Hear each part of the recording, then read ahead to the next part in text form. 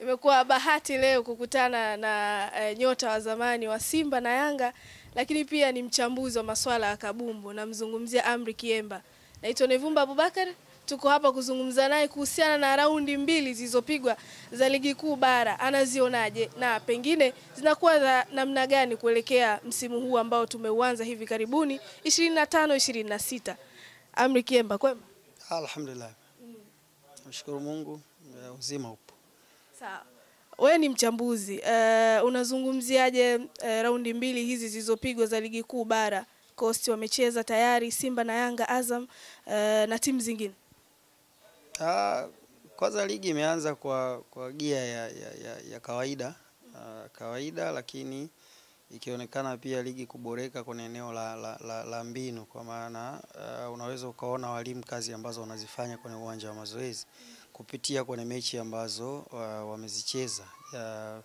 Kwa timu ambazo zilikuwa zilimaliza kama timu za juu kwenye ligi msimu uliopita zimeanza, lakini bado ni kama zinatafuta gia ya kuendea. Kwa hiyo inatoa nafasi pia kwa timu zingine kujiwahi mapema na kujaribu kuzifukuzia na kujaribu kuwa karibu nazo. Nikizungumzia timu iliyokuwa ya kwanza kwa maana Yanga, ya pili Simba, tumeona Azam, tumeona Singida, kwa wingi wa michuano kwa hivi karibuni imezifanya zitumie ukubwa wao kwenye kushindana kwenye ligi, lakini zikikutana na upinzani mkubwa kwa sababu ya namna ambavyo wao wamekuwa na michuano ya karibuni. Zote zilikuwa zinashiriki michuano ya CAF na zimerudi zikawa na ratiba back to back ya ligi. Tumeona namna ambavyo zina perform. Kwa zile timu ambazo zinacheza Champions League, namna ambavyo zimeanza ligi kwa maana Simba na Yanga zimeanza kwa gia chini, ukilinganisha na namna ambavyo matarajio ya watu yalikuwa kulingana na sajili zilizokuwa zinasifiwa nyakati wa usajili na hata kwenye maandalizi. Lakini ukiangalia timu ambazo zilimaliza kama timu ambazo zilikuwa kwenye mid table zimeanza vile vile ambavyo zilikuwa. Tumeona JKT Tanzania namna ambavyo walicheza msimu uliopita na msimu huu wameanza. Tuliwaona Mashujaa namna msimu uliopita walivyopambana, tunaona msimu huu. Lakini pia timu ambazo zimepanda, tunaona Mbeya City kama timu ambayo ilijiandaa kwa ajili ya ushindani ambao inakutana nao, tofauti na timu ambayo ilimaliza kwa kucheza playoff ambayo ilifanikiwa kubaki, kwa maana Fountain Gate pia mwanzo wake umekuwa ni mgumu ukilinganisha na kile ambacho matarajio ya watu ni kwamba baada ya kumaliza kama timu ambayo ilipambania uhai siku ya mwisho, basi kwenye kuanza labda wangeanza kivingine, lakini bahati mbaya wamekutana na changamoto nyingi za nje ya kiwanja ambazo zimefanya pia kiwanjani kukosekana hiyo stability ambayo inapatikana. Kwa hiyo kwangu mimi tathmini ya ligi naiona imeanza kwa gia ambayo matarajio ni kwamba itakuwa inakuwa kila siku kutokana na muda ambao walimu watapata. Ligi imechelewa kuanza, lakini pia tulikuwa tuna changamoto ya kumaliza ligi yetu kwa wakati kutokana na ile mgogoro wa mechi ya dabi ya Kariakoo. Kwa hiyo ligi ilichelewa kuisha, kwa hiyo hata mapumziko ya wachezaji, viongozi kujiandaa kwa ajili ya msimu mwingine, unaweza ukaona ni timu chache ambazo zilikuwa na uwezo wa kuanza maandalizi mapema. Kwa hiyo nyingine bado zinajiandaa wakati ligi inaendelea. Kwa hiyo kuanzia raundi ya 5 tunaweza tukawa na msimamo halisi wa wapi ligi yetu ambapo ipo na nini ambacho timu zinaweza zikavuna kwa msimu mzima. Sawa, umezungumza kwa jicho la kichambuzi, lakini kwa upande wa mashabiki ile ambalo unazungumza wao wanahitaji furaha, hasa kwa hizi timu za Simba na Yanga. Pengine umezungumzia issue ya hizi mechi za back to back. Wengine wanazungumza ya kwamba kwa sasa hivi ukikutana na timu kama za Simba na Yanga ndio muda wako kuchukua point kwa hizi timu zingine. Ni kweli kwamba mechi zikiwa nyingi mara kwa mara sometimes inakuwa ngumu kidogo kwa timu? Inakuwa ngumu kwa sababu kila mechi ina maandalizi yake. Kwa hiyo unapokosa muda wa kujiandaa na mechi husika, unaweza ukawa na changamoto ambazo zitahitaji uzitatue kwenye mchezo direct na sio kwenye uwanja wa mazoezi wakati tunajiandaa. Kwa hiyo ni faida kwa timu pinzani ambayo labda inakutana na timu ambayo ina siku mbili tu ili iende kucheza mchezo mwingine, wakati nyewe labda mlikuwa mna wiki nzima ya kujiandaa kucheza nao. Kwa hiyo mnakuwa kwenye faida. Lakini ukirudi sasa kwenye namna ambavyo hizo timu zimeanza, hazianza kwa gia kubwa, kwa hiyo zinatoa matumaini kwa hizi timu zingine zikihitaji kukutana nazo mapema kabla labda hazijajipata vizuri, kwa maana kwamba kuwa na ile timu, kwa sababu mwisho wa siku kama kwa ambavyo timu zimekuwa zikionekana, mfano Simba wameshacheza mechi ya ligi na Fontaine, walionekana namna ambavyo walikuwa wanacheza, lakini wamecheza mechi za kimataifa mbili. Namna ambavyo timu inacheza inazipa hamu timu zingine kutaka kukutana nayo mapema ili kuweza walau na wao kuona nini ambacho wanaweza kupata. Kwa nini? Kwa sababu mpira mwisho wa siku ni mchezo ambao unaonekana na kila mtu. Namna ambavyo Simba inacheza na ukiona ni timu ambayo imetoka kwenye pre-season, unaweza ukawa unatamani kukutana nao mapema. Kwa nini? Kwa sababu bado hawajapata timu kwa maana ule muunganiko na timu kuweza kutafsiri vipindi vya mchezo kama timu, sio kama mchezaji. Kwa hiyo Simba wana wachezaji ndani ya kiwanja, lakini kama timu ile organization kwenye matukio, timu ina mpira aina imepokonywa, bado uioni kama timu ikifanya kazi pamoja. Kwa hiyo kwa timu zingine ni wakati ambao nao wangewaza kwamba wanaweza wakakutana nayo na wakaandaa mpango mzuri wa timu kuweza kupambana nao. Kitachokuwa kinawasaidia Simba ni ile daraja tu la mchezaji. Kunakuwa na form, lakini kuna daraja linaweza likaamua matukio. Ndicho ambacho pia kinawapa faida Yanga, ni madaraja ya wachezaji, lakini kama timu au fomu za wachezaji hazipo sawa sawa. Wachezaji ambao walikuwa na fomu nzuri msimu uliopita, msimu huu wana struggle. Kwa hiyo daraja lao ndo ambalo limekuwa likiamua. Kwa hiyo ni wakati mzuri kama ukiwa mpinzani kwenye timu zingine, unaona bora ukutane nao sasa hivi mapema, ambapo na wao bado hawaamini kama wanaweza wakafanya kitu kikubwa kwenye mechi ya kwenu, na ikawa kama ni mechi ambayo ina pressure kwao, tofauti na ukiwakuta wameshajipata na wametulia, kwa maana kama timu yale matukio matano ya mchezo yanatafsiriwa vizuri kama timu na fomu za wachezaji zimepanda, unaweza ukawa na kazi ngumu. Kwa hiyo ni wakati mzuri kwa timu kukutana nazo sasa hivi kwenye hizi mechi 5 za mwanzo. Mfano kama Simba bado wanahangaika kunani atakuwa mwalimu mkuu. Kwa hiyo ukikutana nao unaweza ukawauliza maswali ambayo kama wachezaji hawako vizuri wakashindwa kujibiwa na ukapata kile ambacho unakitaka. Umezungumzia issue ya quality ya mchezaji mmoja mmoja, sometimes inaamua mechi kwenye hizi mechi ambazo wanakutana za ligi kuu. Ni unamjaji vipi kocha unamjaji kocha kwa muda gani? Yani kama huyu ni kocha mzuri au la? Kwa sababu kwa sasa hivi kinachoendelea kwenye kwa Yanga ni namna ambavyo mashabiki wana react kwamba huyu kocha yuko hivi, huyu kocha hatumtaki na hivi. Muda halisi wa kumjaji kocha inategemea na muda pia mwalimu ambao ameingia. Kwa sababu mwisho wa siku mwalimu ameingia, amepata muda wa kufanya maandalizi na timu. Kwa hiyo matarajio ni kuiona timu ikileta picha ya mwalimu ambacho alikuwa anajiandaa.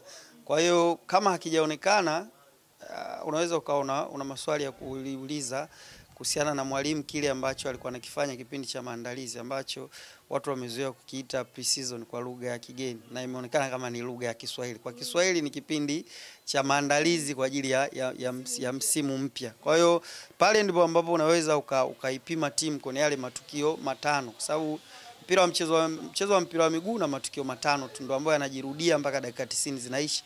Kuna timu kuwa na mpira, kuna timu kupoteza mpira. Kuna timu kutokuwa na mpira na kuna timu kupokonya mpira. Hiyo ni matukio ambayo yanajirudia manne. La tano ni ile mipira ya kutenga, wanasema mipira ilokufa. Ndio hayo matukio yanajirudia kwa muda wa dakika zote 90, hata kama 120, matukio hayo yanajirudia. Inategemea tu sasa hivi liko tukio gani. Sasa namna ambavyo timu inaendea matukio ndivyo unaweza ukasema hii timu mwalimu wake amefanya kazi nzuri kwenye kipindi cha maandalizi. Kama matukio huyaoni kama timu ikiyafanya, unaweza ukarudi moja kwa moja kwenye kumjaji mwalimu. Kwa hiyo kwa mfano kwa mwalimu wa Yanga, mechi ambayo mimi nilianza kumuona, alicheza alicheza Rwanda mechi ya kwanza na Rayo, lakini alirudi hapa akacheza siku ya Mwananchi, alicheza na Bandari. Unaweza ukamuona si mwalimu ambaye alikuwa free zaidi kuiachia timu kufunguka. Alikuwa ni mwalimu ambaye anacheza kwa kukabia kwenye eneo la pili la kiwanja. Kwa timu yake muda mwingi haipress mbele, inarudi kukaba, inazuia then inashambulia. Sasa bahati mbaya ambayo anakuwa nayo ni kwamba mechi nyingi za ligi yeye anakuwa ni mkubwa. Kwa hiyo huna muda wa kurudi nyuma kuanza kuwasubiri waje, wakati na wao pia wanakusubiri huku nyuma kwao. Kwa hiyo inaweza ikawa kuna changamoto. Kwa hiyo mimi nikiangalia performance ya Yanga ya msimu uliopita na hii, ndio inawezekana inampa changamoto mwalimu, kwamba watu wanaipima Yanga hilo iliyopita na hii na hakioni kile ambacho walikuwa wanakiona, kwa maana aina ya timu kiuchezaji, lakini pia form za wachezaji mmoja mmoja. Unaweza ukaona kwa sasa hivi namna ambavyo timu inacheza, unaweza ukakaa muda usimuone Max kama Max ambaye alikuwepo misimu miwili iliyopita.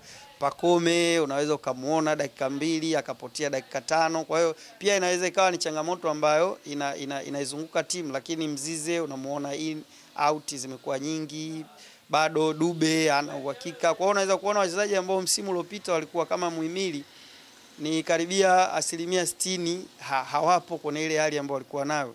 Na maanisha pia ukiona hawana Aucho kwa msimu, lakini pia eneo la kiungo mshambuliaji hawana Azizi ambaye alikuwa mechi kama labda ya jana anaweza kuibuka na kuamua tu kwa shuti moja ama free kick moja.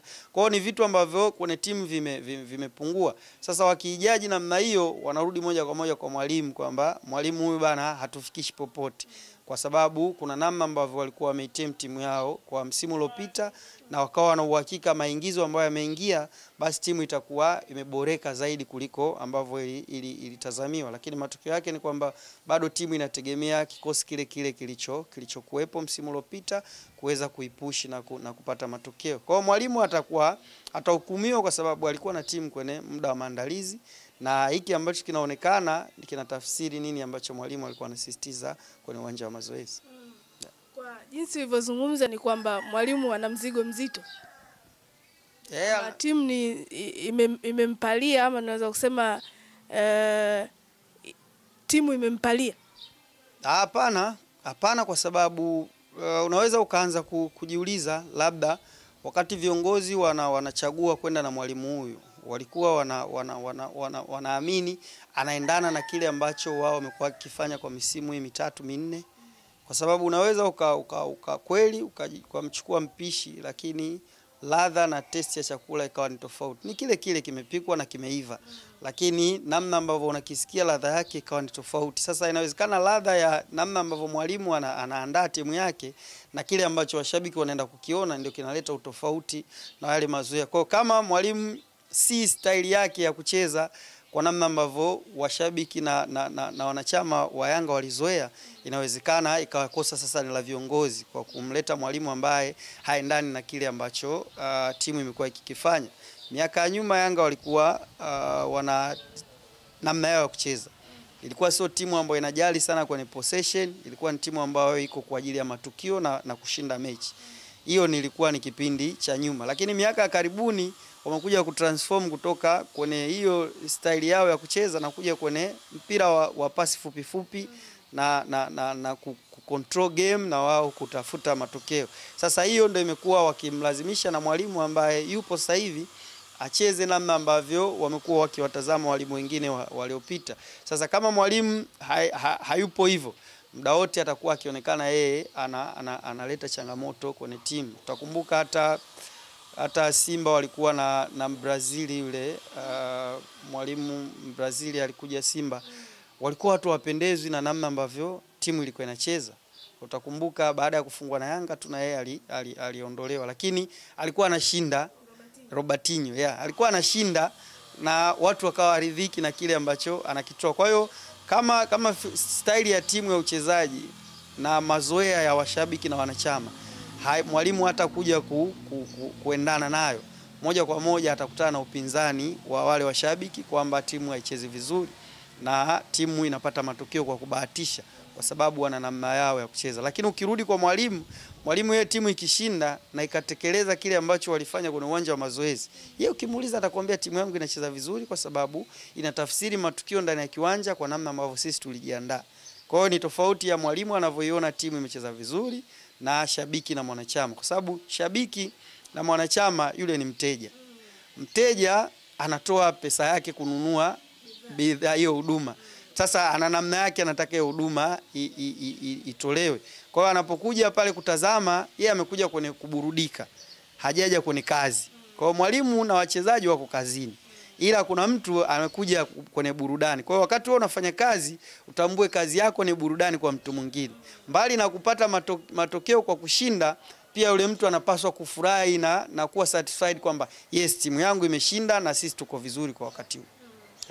Mechi za ligi kuu na zile za kimataifa zina namna yake ya kuziendea. Baada sasa ya kuona hizi mechi mbili ambazo wamecheza, kwa maana zile mbili za Champions League na hizi mbili za ligi kuu, pengine unaona hizi timu zetu unaziona wapi kwenye mashindano haya ya kimataifa? Kwa kuwa michuano bado inaendelea, matumaini kwamba timu zitaendelea kuimarika kadri siku zinavyokwenda. Mimi sina wasiwasi sana na timu zetu kwenda kwenye makundi. Ila performance kama haitaongezeka, inawezekana timu zetu zote makundi yakawa ni sehemu yake ya mwisho. Kama zitaendelea kuboreka, hususan za Champions League. Unajua shirikisho kuna level fulani hii ya mwanzo mpaka unafika makundi, ule ugumu si rahisi kukutana nao sana, labda kwenye hatua za mtoano. Lakini Champions League kama ukutani na wale vigogo saizi, ina maana utakutana nao kwenye makundi. Kwa hiyo kama viwango havitaboreka, tunaweza tukawa na kazi ngumu sana kwenye makundi. Lakini matumaini yangu ni kwamba kadri siku ambazo zitakuwa zinaenda, maboresho ya viwango vya mchezaji mmoja mmoja, lakini pia timu kwa ujumla yatafanyika na tutafika sehemu. Makundi mimi na uhakika ni sehemu yetu ambayo sasa hivi tukiyakosa tunapaswa kujilaumu sana kwa nini hatukwenda kwenye hatua ya makundi. Basi nikushukuru sana. Karibu. Ni mchambuzi wa Amri Kiemba akifafanua mambo mawili matatu kuhusiana na hizi timu zetu ambazo zipo kwenye mashindano haya ya CAF pamoja na hizi raundi mbili zilizopigwa za ligi kuu bara. Naitwa Nevumba Abubakar, endelea kufuatilia Mwananchi Digital.